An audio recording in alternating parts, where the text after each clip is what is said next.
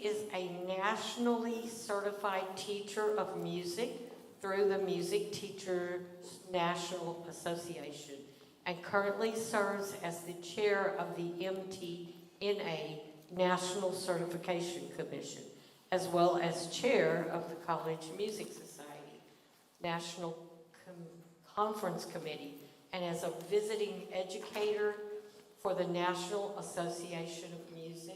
So I'm going to let Tracey come on up and she can tell you more about herself. And Tracey? Thank you. Thank you for being here. Good morning. My name is Tracey Cowden, and I'm delighted today to present this program about music and health to you. I'm a pianist, and I'm also the director of the School of Music here at UTSA, where I have been in San Antonio for almost 7 years now. While most of my career I have been primarily a performing artist, as a soloist and chamber musician, in the past decade I have become increasingly interested in how music can positively affect our health and well-being. And so that is what I'm going to talk to you about today, and about how you can even apply some of this in your own lives. We all likely have stories that we could tell about how music has positively influenced us or those around us. Music has been used for centuries as a therapeutic tool, and people intentionally listen to music in order to modify their emotions. I found a really interesting phrase to describe what I want to talk about, and that is music as a cultural immunogen. That idea comes from the fact that certain behaviors that may protect health, things like getting enough sleep, wearing seatbelts, and brushing our teeth, are called behavioral immunogens. The phrase comes from Even Ruud, a Norwegian musicologist, who tells of meeting an elderly man who sang Amazing Grace every night over the phone to a friend who was disabled. This man used singing all his life to fight against his own asthma and to comfort himself and others in difficult situations. Professor Ruud used this story to illustrate how, quote, music serves as a type of cultural or immunological technology in the service of promoting or retaining health. So if we can see the evidence and understand the benefits of music for our own health and well-being, why wouldn't we want to engage in music as a cultural immunogen and provide access to those around us? So today I'm going to share some recent stories with you from research being conducted around the world to examples right here in San Antonio that tell of the impact of music in several different populations.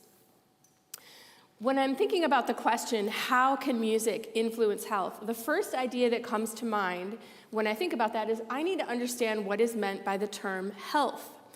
The World Health Organization adopted this definition in their 1946 Constitution, quote, health is a state of complete physical, mental, and social well-being, and not merely the absence of disease or infirmity.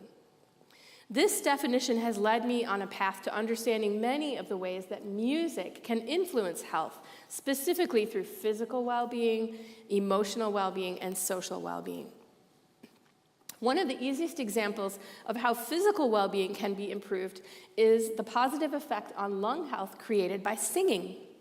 This known effect was such an important finding that during the COVID-19 epidemic, the English National Opera started a program where their singers, who were essentially unemployed because of the shutdown of the theaters, were hired to teach singing online as a way to improve lung health in those suffering from long COVID. But it can be challenging scientifically to separate physical well-being from emotional well-being, as they're very tied together. For example, one study described how music interventions before, during, or after surgery significantly reduced both anxiety and pain. There are many studies also showing that even simply listening to music can result in decreased use of pain medication, lower blood pressure and heart rates, and even affect the immune system. One of these studies showed that singing in a choir had several positive effects on cancer patients and caregivers. Saliva samples taken before and after the rehearsal showed significant reductions in stress hormones, as well as increases in proteins of the immune system that help us fight serious illness. This study found that the choir members with the lowest levels of mental well-being and highest levels of depression experienced the greatest amount of mood improvement, which actually lowers inflammation in the body and could help cancer patients be better prepared for treatments. And of course, the other thing about choral singing and many other music-making activities is that it fosters social connection and a feeling of belonging. Our most recent Surgeon General, Dr. Vivek Murthy, published an advisory in 2023 called Our Epidemic of Loneliness and Isolation, the U.S. Surgeon General's advisory on the healing effects of social connection and community. You may have heard about this in the news because some of these statistics were widely talked about in the news. In this advisory, he wrote that loneliness and social isolation increase the risk for premature death by 26 and 29% respectively. More broadly, and this is the statistic that hit the news, more broadly, lacking social connection can increase the risk for premature death as much as smoking up to 15 cigarettes a day. In other words, social connection is a fundamental biological need. So that one example shows how singing in a choir can affect physical, emotional, and social well-being. And there's more. There's a tremendous amount of research being done on the effects of music and health around the world. One study that specifically looked at patients under spinal anesthesia during surgery compared listening to music, white noise, or background noise before, during, and after surgery. And they found that patients who listened to music had measurably lower anxiety levels both pre and post-surgery, and their patient satisfaction scores were higher as well. The study authors wrote that, quote, "The provision of music for patients undergoing surgery is easily achieved, simple, cheap, non-invasive, and has no other adverse effects." So remember that if you have any upcoming surgeries scheduled. There are many studies looking at how music can be used to improve the lives of dementia patients. And one of my favorite stories is about a pilot study done in a dementia care facility in Wisconsin. Dementia patients often suffer from a condition called dysphagia, which means that they have trouble swallowing and therefore cannot eat properly. In this facility, researchers did a small study demonstrating that having patients listen to a prescribed playlist for 30 minutes before dinner over 3 months helped them relax, and they were able to consume 30% more food with fewer choking incidents. This helped them recover some weight, enriched their nutrition, and improved their quality of life. There are several other studies looking at how music listening can reduce anxiety in dementia patients, as well as promote increased functional connectivity in the brain in Alzheimer's dementia patients. And we're going to come back to the playlist idea later. Some of the themes that come up again and again while looking at music in the healthcare environment is that music contributes to person-centered care. It can boost your immune system, it's low cost, and it has no side effects. I've seen firsthand the visible, tangible effects on patients and caregivers in the hospital and other settings, such as cancer infusion clinics. A few years ago, I had the opportunity to give private performances over Zoom for a close family member during her chemotherapy treatments. And a year afterwards, she told me that as she reflected on what she had been through, this was one good thing that she thought about from that time. And at a concert that I gave with a flute partner of mine at Texas Health Arlington Memorial Hospital as part of a Tuesday concert series there, one woman at the end of the concert told us, "Tuesdays are my favorite radiation day." In the past few years, I served as a volunteer musician, research partner, and board member with Hearts Need Art, a small nonprofit based here in San Antonio that provided creative support for patients and caregivers. And I've participated in a few different music and health initiatives with them, including playing bedside music for patients and corridor concerts for healthcare workers. Playing for a patient undergoing serious inpatient care is an amazing experience, and it's obviously meaningful to the patients and the caregivers who are with them. It's the most unique performance experience I've ever had, from knocking on the door to a patient's room to deciding on the spur of the moment what to play for them, to not having any idea how they will react to the music. I've been told, "You made my day," several times, and patients are so grateful for the human interaction, not just the music. One patient, after I finished playing a song, put his hand on his heart and said, "I felt that here." Playing for just one other person can be a very powerful experience for both people. But now I want to transition from speaking about music in healthcare settings to music in community settings, and specifically how music can be used to address, this is a fancy term, the social determinants of health in a new type of initiative called Arts on Prescription. So the social determinants of health are the social, economic, and environmental conditions in which people are born, grow, live, work, and age that significantly influence their health and well-being. These account for 80 to 90% of your overall health, and the arts can play a role in addressing these. Let me give you an illustration to help you see exactly how Arts on Prescription can address patient needs. This is from a Time magazine article written in 2022 by Rachel Chen, a Harvard student. She's now a medical student at Harvard and a champion for something called social prescribing. So this is the story from Time magazine. It took 2 years and nearly 50 emergency room visits for Dr. Ardashir Hashmi to realize he didn't need to prescribe pills for his 93-year-old patient's excruciating chest pains. He needed to prescribe ballroom dance. Ruth, a pseudonym used for privacy, hadn't always been a frequent flyer in the ambulance, but beginning in 2015, a tight, suffocating pressure in her rib cage would leave her shaking, aching, and dialing 911. Every 2 weeks, she arrived at Massachusetts General Hospital and received what Hashmi, then her geriatrician and now the chair of geriatric innovation at Cleveland Clinic, calls the $1 million workup. It was an endless parade of white coats, stethoscopes, and negative test results. Hashmi was baffled as he talked to Ruth about the pain that had receded long before she arrived at the hospital. In actuality, that pain had dissipated the minute EMTs arrived at her home. After countless conversations, Hashmi discovered that Ruth's grandson had left for college right before the vicious chest pains had begun. She was alone in a dark, empty house, and no one would drive her to the neighborhood dance studio anymore. No one would even notice if she took a tumble down the stairs. And when Ruth remembered that, pain would blossom in her chest in the fluttering crescendo of a panic attack. No mountain of painkillers and antidepressants could bring her grandson home. But Dr. Hashmi could refer her to a geriatric care manager who would drive her to ballroom dance again, accompany her as she swayed in her chair to jazzy swing, and reconnect her with her love of music and her friends at the community center. So he did, and her twice-a-month ambulance habit vanished.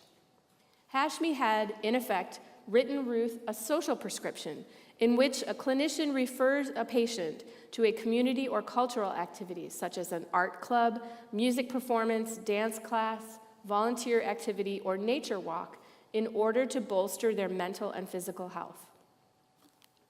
That's the story from Time magazine.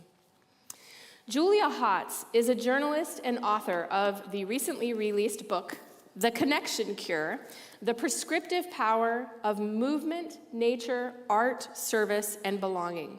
I highly recommend this book to you. It's all about how these other ways of creating health can make a huge difference in our lives. While I'm here to argue, to make the case, that music can create health, I'm a big believer in the whole picture of social prescribing, which is why I brought the book as show and tell. I've met the author, who is delightful, and it's a very entertaining and educational read. In the book, Julia interviewed an LA physician, Indu Subramanian, who said, right now, medicine is very reactive. You get a symptom and a disease, I write down the billing code, I prescribe you medicine. But not a lot of money goes toward the palliative care model, having the patient and their social network as part of the healthcare. There's got to be a shift in what defines health. She also wrote in the book, Nearly every social prescribing patient I met described how much they hated feeling like problems to be solved.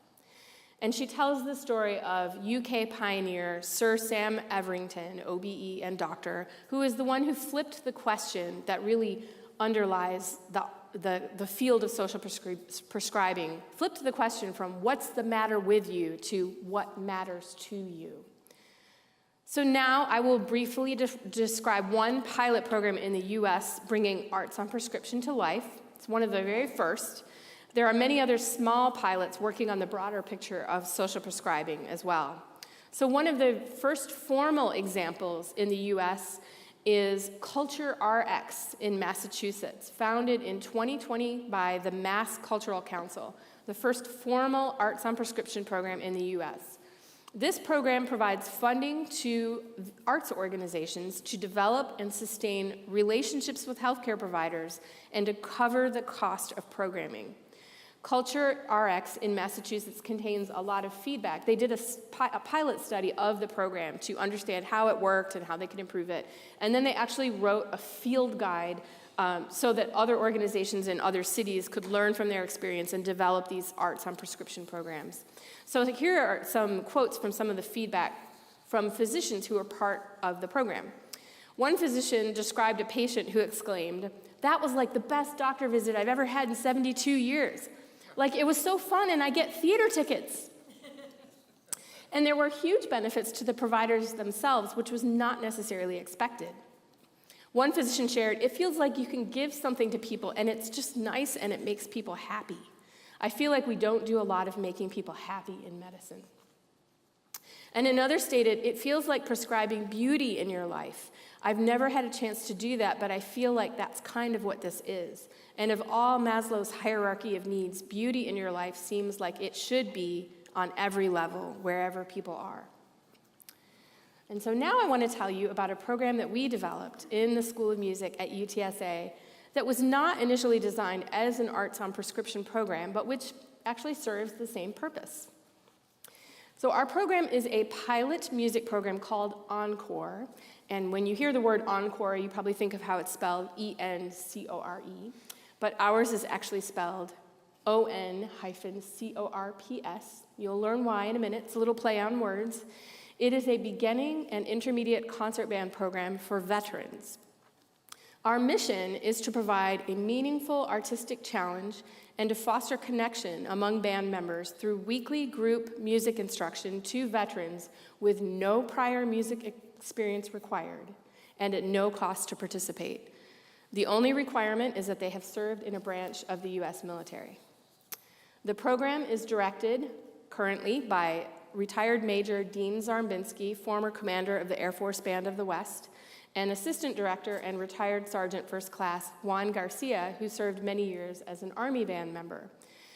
We also have several instrumental mentors who are all professional musicians. That includes current active duty members of Air Force Band of the West, 2 Air Force veterans who are also faculty in the School of Music at UTSA, and another recent graduate of the UTSA who graduated with a master's degree in recent years. Encore meets every Saturday in fall and spring for 2 hours, split between group instrumental lessons and large ensemble rehearsals. And there's a mid-rehearsal coffee break that provides a vital opportunity for veterans to build camaraderie. The inspiration for this project comes from another beginning band program for older adults called New Horizons, started 35 years ago at the Eastman School of Music by now Professor Emeritus of Music Education, Dr. Roy Ernst. Dr. Ernst felt that older adults were never beyond their ability to learn how to play a musical instrument and could benefit tremendously from a group learning experience. And the program that he started modestly with a single concert band has grown to over 200 programs worldwide, including bands, choirs, orchestras, swing bands, you name it, from the US to Canada, Australia, and Ireland. The model of New Horizons, however, is pay to play. The participants buy or rent their own instruments and pay a fee to participate that covers the cost of instruction, music, snacks, etc. When we, meaning the School of Music at UTSA, decided that we wanted to launch a New Horizons style program, but specifically for veterans, we knew that we wanted it to be free for veterans to participate. This was because we saw it as a well-being initiative with the potential to do a lot of good, and we felt strongly that we wanted there to be no barrier to entry for the veterans. Therefore, with Dr. Ernst's blessing and mentorship, we stepped away from the New Horizons model and started something new. Why veterans? Well, we're located in San Antonio, Texas, which has the nickname Military City, USA, and houses more than 159,000 veterans and 80,000 active duty military. Veterans, as you know, are present everywhere in our city. There are probably some of them here in this room. And while they are honored and offered discounts at nearly every restaurant and retail store, they face a mountain of challenges to their health and well-being that the civilian population can only imagine. We have the fastest growing Veterans Administration branch in the country. And veteran suicide prevention is a tremendous priority in our nation, and for good reason. Tori DeAngelis wrote an article about this and said, veterans are 1.5 times more likely to die by suicide than non-veteran adults. Reasons for these sobering numbers may include high exposure to trauma, stress, and burnout, isolation and loneliness, easy access to and familiarity with guns, and difficulties reintegrating into civilian life. Creative Forces is a collaborative initiative of the National Endowment for Arts Military Healing Arts Network, and it supports amazing work in creative arts therapies and other arts initiatives in military and veteran communities across the country. In a fact sheet published in 2022, they stated, more than 450,000 men and women of our armed forces have been diagnosed with traumatic brain injuries between 2000 and 2022. And more than 287,000 veterans serving in the operations Iraqi Freedom and Enduring Freedom, or Gulf War, have PTSD in a given year. Both diagnoses may contribute to depression and to the estimated 17 suicides committed by veterans each day. So why would we think that a beginning music learning program could make a difference in the well-being of veterans who may be suffering? What evidence is there to support such a program? I recently read a study that combined a review of research on active music making within social contexts among older adults with a case study of a program in the UK called the Music for Life Research Project. This article focused quite a bit on how music making in groups alleviates feelings of social isolation. The study reported, social networks that focus on participation in creative, active, and social leisure activities, such as music, have been found to contribute to recovery from depression and maintenance of personal well-being. In addition to the evidence indicating how music making can alleviate negative feelings such as isolation and depression, another study by Jennifer Bugos described how, quote, participation in music also offers an opportunity for older people to continue as creative individuals, contributing to a sense of competence, purpose, and personal growth, end quote. Another small pilot study of a small group of veterans with a PTSD diagnosis included 6 weeks of individual guitar instruction, and the results indicated significant improvements in PTSD and depressive symptoms among study participants. And finally, a 2018 population health study demonstrated that engagement in the arts was associated with lower risk of mortality even after risk adjustment, especially for adults aged 65 years and over. The study authors recommended greater access and integration of the arts in everyday life. And this was certainly sufficient evidence to give us confidence in launching our program. We launched Encore in fall of 2022 with 23 veterans, many of whom had never played an instrument before, and others who hadn't played in decades. In spring of 2023, we nearly doubled our membership to 45, and now we have over 75 members each week with 2 concert bands and a jazz band. So we're now midway through the spring term of year 3 of Encore. We've not been tracking demographic information on our participants to date, but we intend to do so in a pilot research study soon. Anecdotally, we know that our veterans range in age from their 30s to their 80s. Some of them have volunteered the information that they have been diagnosed with TBIs or with PTSD, and we've been learning how to navigate that in rehearsals. Others have shared with us how participating in the band has specifically helped them in dealing with physical and other issues they have been struggling with. We've been successful in promoting Encore through various veteran service organizations in San Antonio, and the South Texas VA often refers veterans to us through their social workers. But the best recruitment comes from current participants, of course, and when the veterans bring their buddies, the group gets stronger every term. Before I talk about outcomes, I do want to highlight an important element of our program, which is student involvement, since we are housed within a university. A team of undergraduate UTSA students created a beautiful 20-minute documentary about the band. I'll show you a clip in a moment. And this included months of students interacting with the veterans, attending rehearsals, meeting with the veterans in their homes for interviews, etc. This intergenerational interaction has been extremely beneficial for everyone. And the documentary has won several awards, including Best Student Documentary in the Veteran Film Festival in Los Angeles this past November. We look forward to including students in upcoming research projects about Encore, including documenting and evaluating music learning and assisting with qualitative research in the future. I just submitted a grant proposal about this earlier this week. So for the nearly 3 years of this project, we've been very focused on operations and fundraising to keep the band sustainable. So most of our outcomes have been gathered informally, but it has been a delightful experience to show up on a Saturday morning and have the veterans thank us again and again for providing this experience. At the end of the spring 2024 term, one of the members wrote to me and the directors to say, quote, "It had been 63 years since I last played my trumpet. You can count on one hand without using all the fingers the number of days that I have not practiced my trumpet since my first day with Encore." And another quote, "Words are inadequate to fully express my appreciation for the wonderful gift you have given to me and to the Encore veterans." I let the veterans know that we would be sharing some of their feedback with the foundations that support us. And one participant sent this.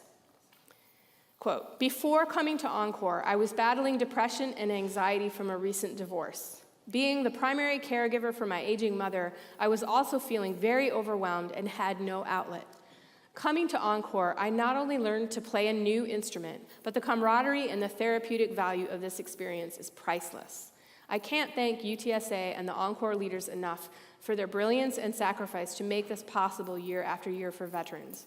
I felt so fulfilled when I stepped on that stage for my first performance and so blessed for this opportunity. Thank you." So we've learned over the years, over these couple of years, how significant performance opportunities are for these veterans. They give a public concert at the end of each term in the recital hall at UTSA, and it is a joy to see their family and friends celebrate their musical accomplishments. We've even had adult children of the veterans fly in from out of state for those performances. That's how much it means to them. We are now starting to add additional community performances, and we're getting more frequent requests too. Last spring, our intermediate level band performed the national anthem at the San Antonio Missions baseball game in April.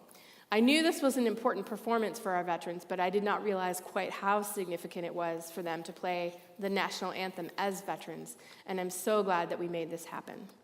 Our concert this year will be on Saturday, May 10th in the UTSA Recital Hall in the morning. I believe it's going to be at 10:30 a.m. You're all welcome to come. I want to share this clip from the student-directed documentary with you.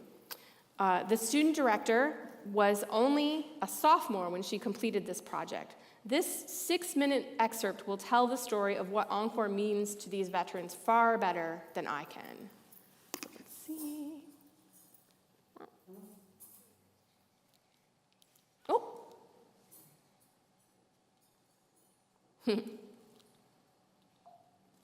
Not wanting to play. There we go. Encore is a beginning band here in San Antonio, specifically for military veterans. Dr. Wilson is Professor Emeritus at Eastman School of Music, and he started a program called the New Horizon Band Program. And that's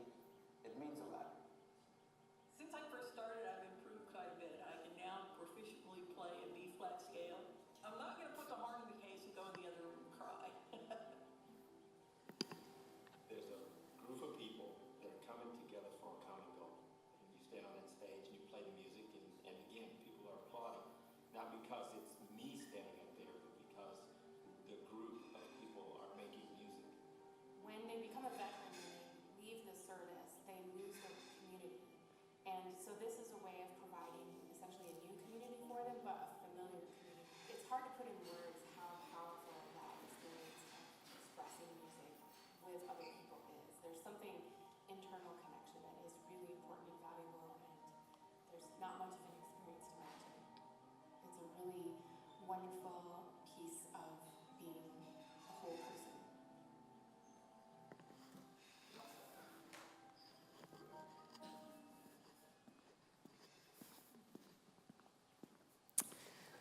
I hope you enjoyed that. When the students are finished with the film festivals that require it to be a premiere screening, we are planning to make the documentary more available publicly. So while we have the great joy of calling ourselves the first beginning band for veterans in the nation, we are now not the only one. There is a second band in South Carolina, a project that is connected to an existing New Horizons band at the University of South Carolina, and there are additional beginning bands for veterans in planning stages in Rochester, New York, in Florida, and in Arizona.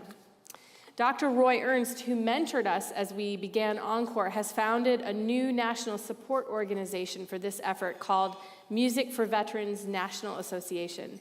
And it has just been granted 501c3 status, which will help us to begin to collectively raise awareness and support for this effort on a national scale. I believe that there are a few specific elements of the program that contribute to specific measures of well-being, and I would like to highlight a few of those briefly. Community is a crucial one. Encore is a group learning experience, and the camaraderie of experiencing the highs and lows of doing something challenging in community with others cannot be understated. As I observe the veterans helping each other and teasing each other, I know that they are also looking out for one another, and they're working together for a common purpose, which is what they are used to doing as a group. That is what makes this a more powerful experience than an arts learning experience that is solo. As a pianist who has spent countless hours practicing alone, this is why I have focused my performance career on performing with others in duo and chamber music settings. The joy of performing with others is unmatched. Accountability, this is another element of the group setting, but it is something that is deliberately set up by the director and the mentors each week. Our director creates a lesson plan for each Saturday and communicates that to the mentors. He emails the veterans every Wednesday with a midweek practice reminder / pep talk and makes sure that the mentors have that as well. Knowing that there are upcoming performances for family and friends keeps the veterans motivated as well. On the flip side of that, keeping the expectations modest with a group of older adults learning to play instruments for the very first time is very important. We have repeatedly conveyed the message that this is meant to be enjoyable, and that although it will be challenging and at times frustrating, having patience with yourself and practicing consistently and in small chunks is the best way to move forward. This message is conveyed in every weekly email. We have noticed that with some veterans, their current mental health status makes the frustration level more difficult. They are even harder on themselves than the average adult, so we really try to manage expectations and keep the mood light at all times. We emphasize process over product, and we emphasize to the mentors that the instruction must be supportive and encouraging at all times. If any of you are veterans or know veterans who may be interested, the link to the registration page is on your handout. It's not open yet for the fall, but it will be open sometime later in April. But the link will be exactly the same, so you can bookmark it now. I also wanted to circle back to a couple of other ideas I mentioned earlier in my presentation. One of them was about singing in a choir. I imagine some of you might be involved in the choir here at First Presbyterian Church. But there are other opportunities in San Antonio, and one in particular that is specifically a music and health initiative called Grace Notes Community Singers. I wanted to bring this to your attention because Grace Notes Community Singers is an intergenerational choir for people living with dementia, Parkinson's disease, and other neurodegenerative disorders, and their care partners. No experience is necessary. You are welcome to join them at any time. They sing familiar music from lyric sheets or lead sheets if the singer prefers. They are a supportive community drawn together by a love of singing and of the connection that music brings to their lives. The choir is led by a board-certified music therapist with a choral degree from the University of Texas at Austin. Her name is Amy Standridge, and she is a lovely person. The choir meets on Fridays from 10:30 to 11:45 at Morningside at the Meadows Independent Living on Babcock Road. I put that link on one of the handouts.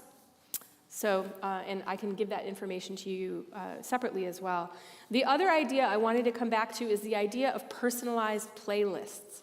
You may remember that I mentioned that listening to preferred music to reduce anxiety before and after surgery, and having dementia patients listen to personalized playlists before meals helps with their dysphagia.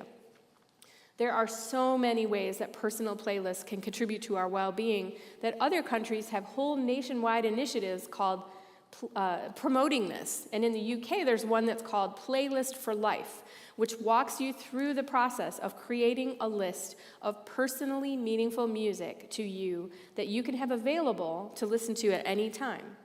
Have any of you heard of the author and scientist Daniel Levitin, who wrote the book, Your Brain on Music? This is Your Brain on Music. That book is like 10 or 11 years old now. He just published another book called I Heard There Was a Secret Chord, Music as Medicine. And I heard a podcast interview with him recently where he talked about personal playlists. And he said we should all have one along with our advanced directive. And he said it could be a way for our caregivers to help us recover if we're unresponsive in the hospital. And he gave an example of it in the podcast. That's a very serious suggestion, but it's also a welcome one. And the playlist is really quite heartwarming to put together. I have used the worksheet from this Playlist for Life website as an assignment in my music and health class at the university. And I direct the students to do it themselves and then work with a family member or close friend to go through the worksheet together. And they always tell me it's one of their favorite assignments because it brings back so many good memories. So I highly encourage you all to do it as well, which is why I provided it as one of the handouts. Starting Encore has been one of the greatest joys of my professional life, and becoming involved in the music and health field has been very meaningful to me. I'm grateful for your time in allowing me to share these stories with you. I put links to some of these resources on the handout, but you'd have to type them in, which can be really annoying.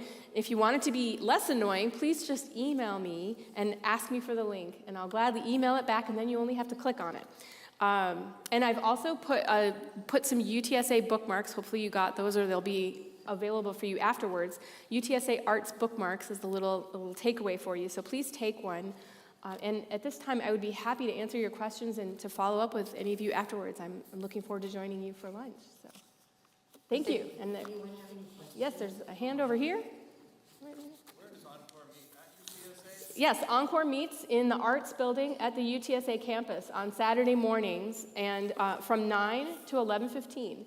And part of the reason we meet there on Saturday mornings is that parking is free at the main campus on Saturday mornings. So it makes it a lot easier for us to deal with that. So, yeah.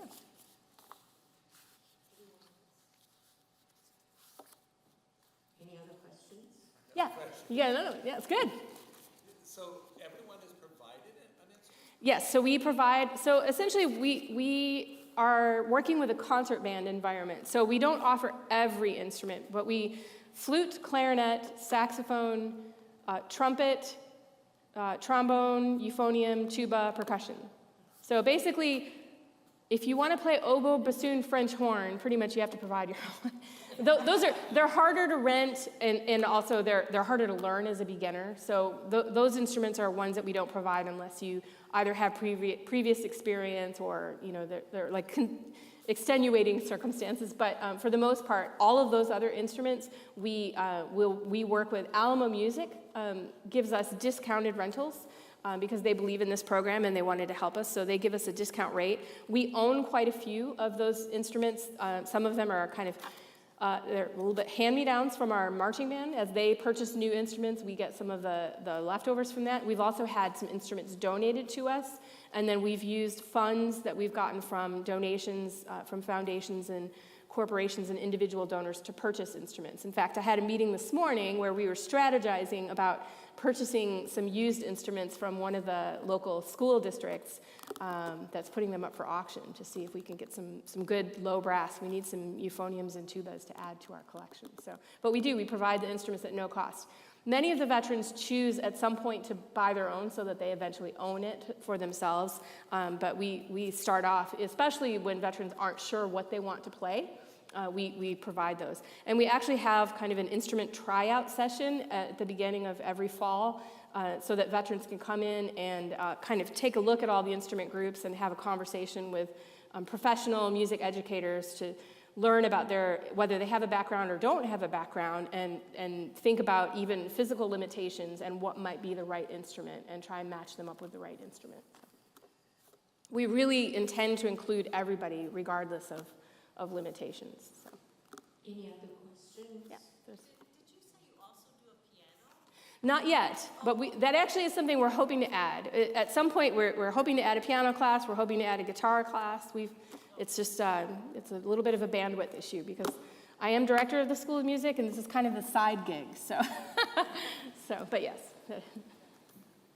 Anyone else? Well, we certainly are glad to have you this morning. Thank you. Thank you for being here. Appreciate it. And Tracy's going to stay for lunch with us, so if you have a question that you've not thought about and you think of it during lunch, she'll be here. I had the book. Let her finish eating first. Thank you. So, Nona? Where are you? Oh, sorry. Nona's going to do our announcements and our prayer. So, I want to make you aware we have a great month of programs coming up in April, and they're programs I don't think you want to miss. Next week, we have Miles Pike, and we're hoping that we have a good showing, so bring your friends. I think this is the third time he's been, but the first time maybe was during COVID. The next week, we're going to have visitors from the Serenity Star Rehab Center. They're the ones that run Comfort Cafe, and I think they're going to probably tell us their story and how rehab has helped them. April 18th is Good Friday, so there is no keys. April 25th is our fiesta party with King Antonio. It will also count as our birthday lunch for April. May 2nd is the Battle of Flowers Parade, so there will be no keys. May 9th, we have Jonathan King talking to us from the Zabindon Center. And May 16th will count as our birthday lunch, but it's also going to be a trip. And we're going to go to Bush Library. How many of you went the last time that we went to Bush Library? So most of us have not been. We highly recommend it. It's a good trip and good food on the way home. But what they're planning is that we're going to travel by coach bus. We're going to leave the church at 9:30. We're going to have a little rest. We can get off the bus at Buc-ee's in Bastrop, and you can get a snack and coffee and go to the best bathrooms in Texas. And shop, maybe, if you're pretty quick at it. And then we will arrive at the library, and we're going to tour the museum. And there is, if you want lunch after Buc-ee's, then there's a cafe there that you're welcome to get lunch. I'm assuming that's on your own committee? I don't know either. And then we will have a dinner stop on the way home at Casa Chapala, I can't say that, Mexican restaurant. This is where we ate last time, and the food's very good. And he didn't give me a return time, but I'm assuming it will be in time for you to drive home safely in the daylight time. Another announcement is that the children's ministry still needs Easter candy. It's not too late to bring that. There's a box, I think, down in the front when you walk in that you can leave that candy on Sunday morning. And those are the announcements. So let's pray before we eat. Heavenly Father, we love you, we praise you, and we offer our gratitude for your amazing grace. Thank you for Tracey's presentation and for the power of music to help us physically, emotionally, and mentally. Thank you for yesterday's rain and the warm weather. Thank you for springtime. We see your handiwork in every new leaf and flower that opens. Most of all, God, thank you for Jesus. May we never forget what his death and resurrection mean for us. Forgiveness, hope, the ability to walk with him daily, and everlasting life. Father, we pray for our church and for the Fullers. Please give those that are in charge of making the decisions for the future of our church, please give them the guidance and the wisdom to make decisions that are going to build unity, that are going to continue to let our church thrive and grow in fellowship and in missions. God, please comfort our friends in the hospital and comfort those who are grieving the loss of loved ones and those unable to be here. Give their doctors and caregivers the wisdom needed to help them heal. Thank you for the food we are about to eat. Thank you for our chefs who prepared it and for the staff who serve it. In your name we pray.